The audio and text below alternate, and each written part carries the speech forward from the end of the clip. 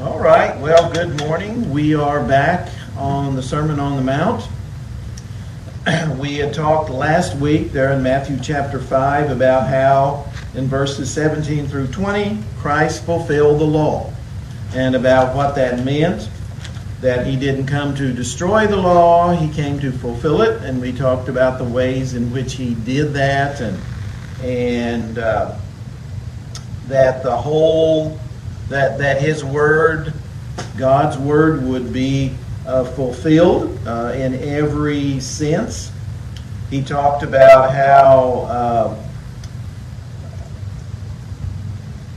difficult the end would be for those people who broke the commandments and taught other people to break them.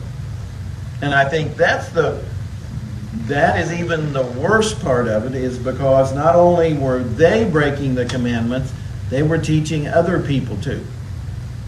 And he talked about they would be called the least.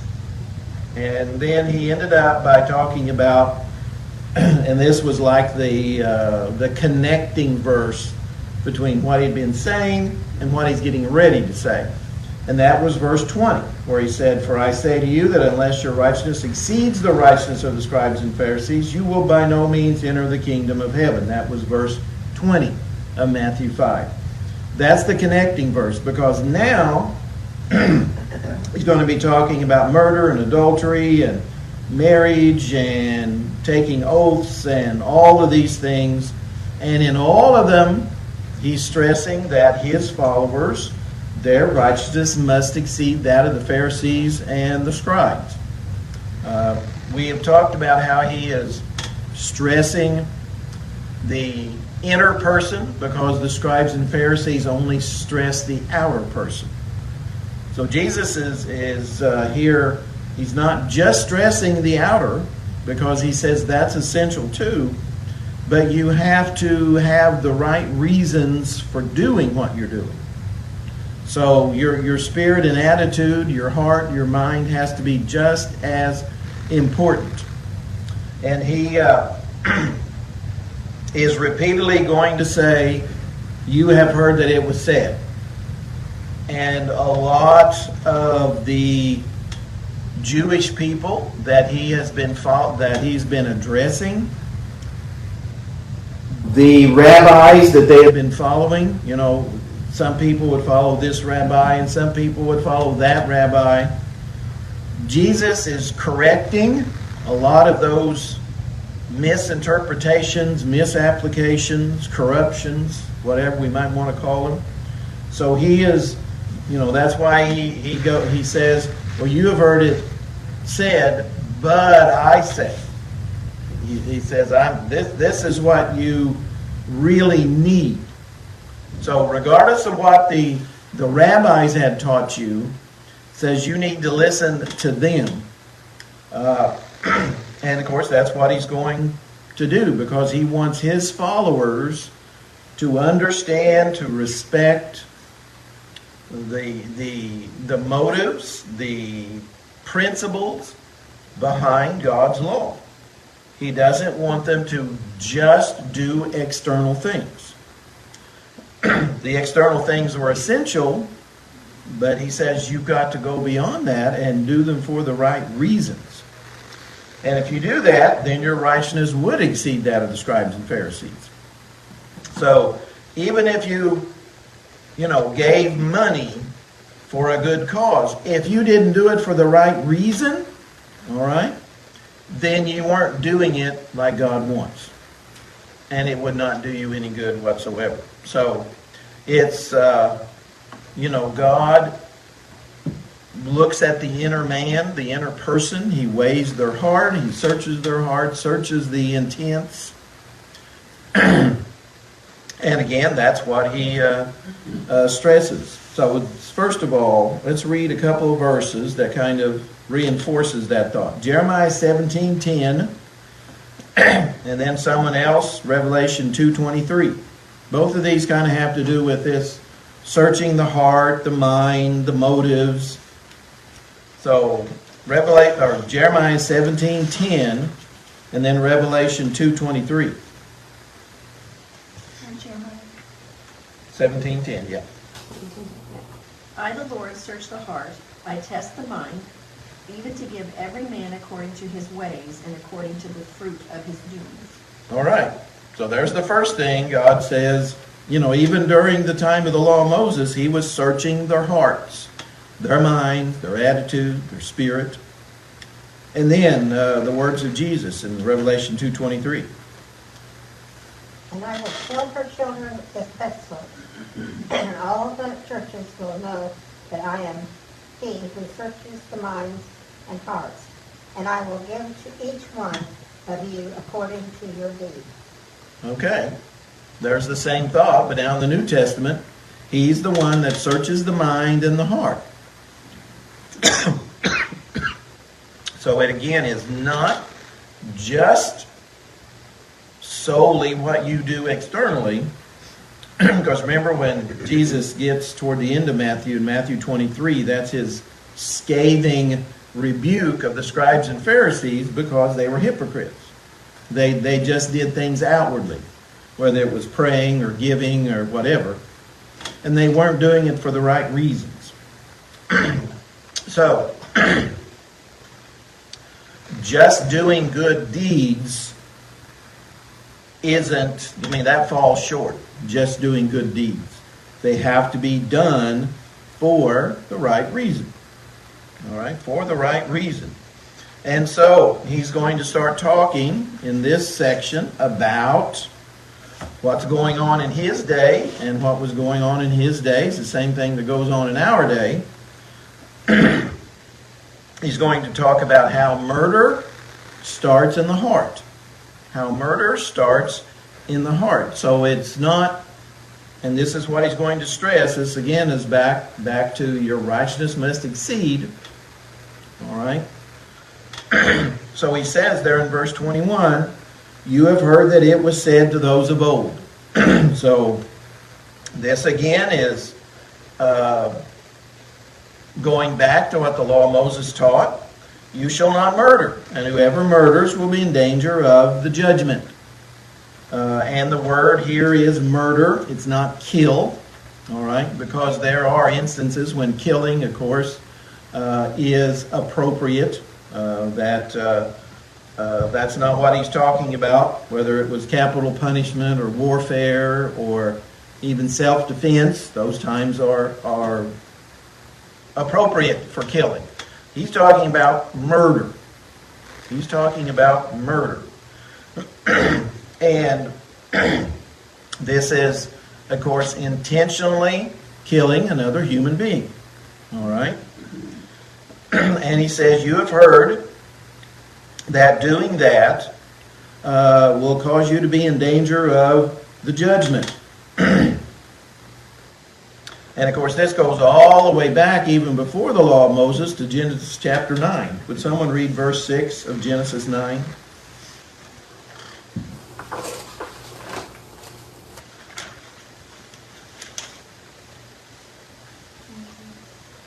Whoever sheds a man's blood, by man his blood shall be shed. All right. So that's where it really begins. That's what Oh, go ahead. I'm sorry. it says, for in the image of God he made man. Yeah. See, it's about the image of God. That's why it is. It's kind of assaulting God when you intentionally go murder someone. You don't like them for some reason. You want something they have that you don't. It could be jealousy, it could be greed, whatever. What you're doing is you're assaulting God because that person was made in the image of God. And that's what Genesis 9 verse 6 is stressing. So very beginning, God is not letting people off the hook. I mean, if you intentionally decide you hate somebody or you want something they have or they're in the way of you getting something that you want and you decide and you murder them, all right, you can't blame it on Satan or you can't blame it on genetics or you can't blame it on anything else. It's completely your responsibility. And again, that goes all the way back to Genesis. So, what he says here, verse 22, so he says, you've heard that, and that's true. You're not to murder someone. But I say to you, okay, this is exceeding the righteousness of the scribes and Pharisees. Whoever is angry with his brother without a cause shall be in danger of the judgment. Whoever says to his brother, recall, shall be in danger of the council. Whatever says, you fool, shall be in danger of hellfire. Now, this verse has been kind of taken out of context. You know, we certainly use the word fool today very differently than it was used in the first century. So we don't want to say something that it doesn't say. But this is all about hatred. All right? This is all about hatred. You know, your hatred, and this is what Jesus is warning about, your hatred of an individual can lead you to murder. Can lead you to murder. And he says that's why you don't want to harbor this hatred, in your lives. That's it begins in the heart. Would someone read Matthew 15? I believe it's verse 19. I don't have that right in front of me, but I believe that's correct. Matthew 15:19.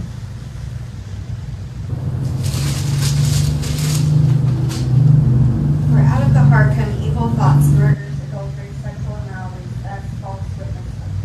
Okay, where does it come? It comes from inside first. All right. Comes from inside. That's where murder starts. Okay? Starts on the inside. So Jesus is trying to put this idea of just external things being the only thing to be important. So, okay, some of the scribes and Pharisees said, well, I've never murdered anyone. Well, that's good. But Jesus says, I need way more than that. Okay? I don't want you to have all this hatred in your heart. Because, again, some of these rabbis apparently were twisting God's words and not stressing what's on the inside. They were stressing just what was on the outside. And so he gives all of these ideas that can lead to hatred. Whether it was angry with his brother without a cause. We know it's not, because Jesus was angry many times. So and that's why this idea of without a cause, I think, is definitely something that has to be looked at. Because if there's not without a cause there, then that contradicts other scriptures that talks about, be angry and sin not.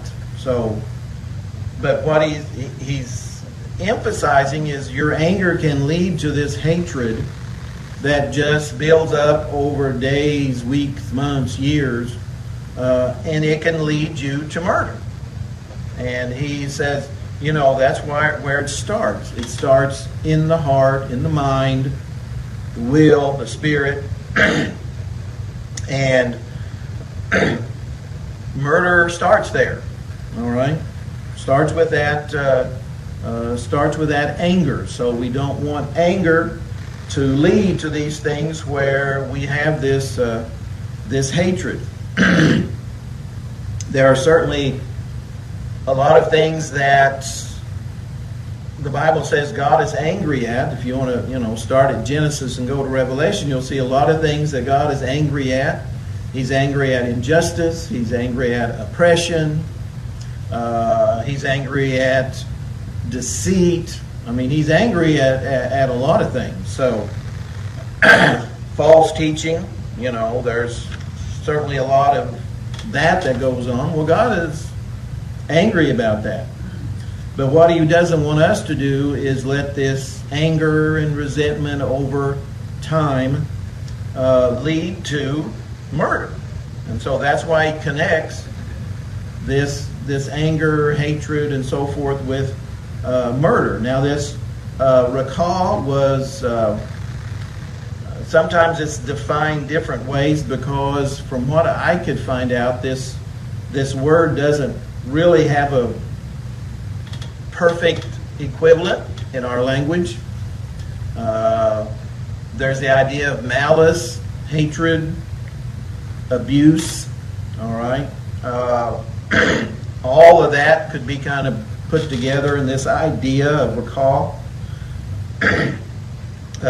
It was obviously something that people in the first century understood, because that's why Jesus used that term. So they certainly understood it more than we do today, because he says, if you say to your brother, recall, shall be in danger of the council.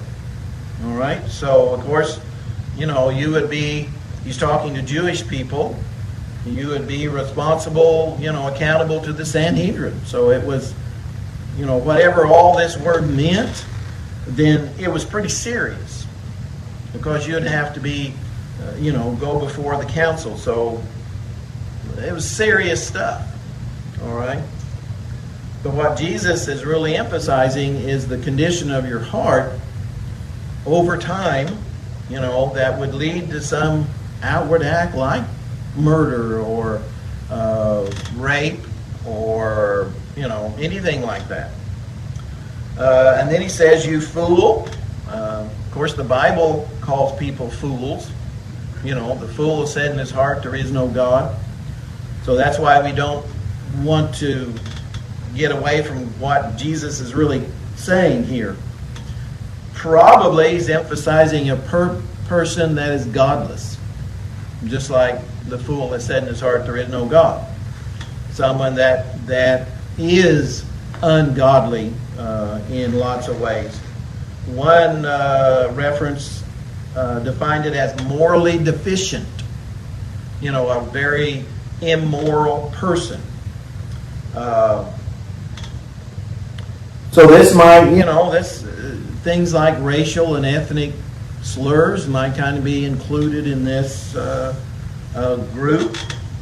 And he says, these people will be in danger of hellfire. And, this goes back to the word for that area south of Jerusalem that was Gehenna. That's where the word comes from. So it was obviously the place of torment, eternal torment.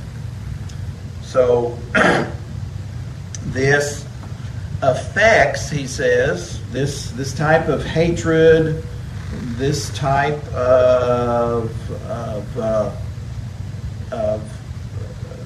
wanting other people dead, can affect worship. So that's what he emphasizes now. Therefore, if you bring your gift to the altar, so that was worship for them, and there remember that your brother has something against you. Okay, so if a brother, and it seems to be talking about, a Jewish brother, has something against you, leave your gift there before the altar and go your way. First be reconciled to your brother, and then come and offer your gift. So he says, this can be a problem with worship. Okay, if you've done something, if you sinned against your brother, then you need to try and fix it, whatever fixing it means. And that would be different with everything. So if you're ready to worship, but you have sinned, you've got sin in your life that needs to be repented of and taken care of, then if that sin is against a person, then you need to go to that person. Well, what if that person has died? Well, you obviously can't go to that person. I've heard people say that, well, what if the person has died? Well, you can't do anything. You can't go to that person if he's not available to be gone to. But if he's available to be gone to, then try and fix it. All right? So again, this is if you have sinned personally against someone. So he says what you need to do first is take care of that. Ask for forgiveness for whatever it is you've done and try and rectify it. First be reconciled to your brother. Now the book of Romans, I think it's Romans, talks about, a as far as lies within you, be at peace with all men. Okay? Some people don't want to have peace. All right? You can't do anything about that. All right? This is just your part. This is just your part. So he says, and this is why to do it, verse 25, agree with your adversary quickly. All right? Quick as you can take care of the situation, if there's anything you can take care of, while you're on the way with them. All right? So while there is the possibility of you repenting and going to him for whatever it is you've done, lest your adversary deliver you to the judge hand you over the officer, and you be thrown into prison. As surely I say to you, you will by no means get out of there till you've paid the last penny. So he says, you do what you can if you've sinned against somebody, and that you know you have sinned against somebody. All right? Now, of course, if you don't know that you've sinned against somebody, then it's the responsibility's on that other person to come to you. But if you know that you have sinned against somebody, then you have the responsibility, he says, to go to them and try and fix it. All right? And of course, that just means doing whatever's in your power. And again, that would be different for every single thing. So whatever it is, try and reconcile it. All right? Again, the other person may not want peace or reconciliation. That's not anything you can do anything about. So our, sin, whether it's against God or against a person, affects our worship. And that's the whole idea. Of course, you go back to the law of Moses, and people had to, make sacrifices, whether it was a grain or bird or lamb or bull, whatever. There were sin offerings. There were trespass offerings that they had to make before their worship would be acceptable. So that's kind of the same idea here. Remember, our worship, our righteousness has to exceed scribes and Pharisees. The scribes and Pharisees wouldn't care. So that's why our spirit, attitude, we have to care. And we need to do it, like he said, as soon as you can. As soon as possible. If you've sinned against somebody, try and take care of it as soon as possible. And if you want to avoid judgment, then you need to take care of it. Now, what if you've stolen something from somebody?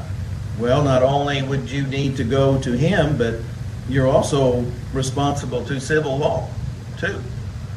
So you would need to, you may have to pay a penalty for the government. And of course, in the first century, it was the Roman government, but we have a government today,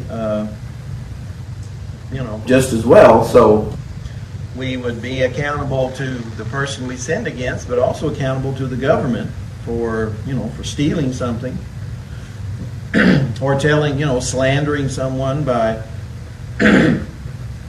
saying they said such and such when in reality they didn't. All right, so that's something to consider too. So God knows that our righteousness will never be perfect, and he knows that because that's why Christ had to die on the cross, so that we could be accounted righteous. Of course, that's what pretty much the whole book of Romans is about, at least the first 11 chapters. So we can't be righteous on our own, but he wants us to practice righteousness knowing that we're going to fail, just like we can't, James talks about how if you can control your tongue, then you're a perfect man. Okay, knowing that nobody can control the tongue constantly.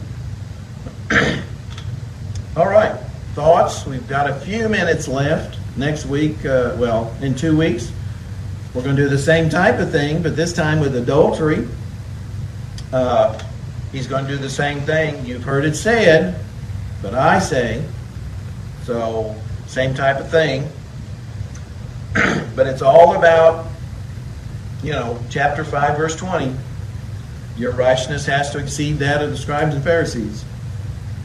That's what all of this is about in chapter 5. Going beyond what they did. So, anything else? All right, I'll turn this off.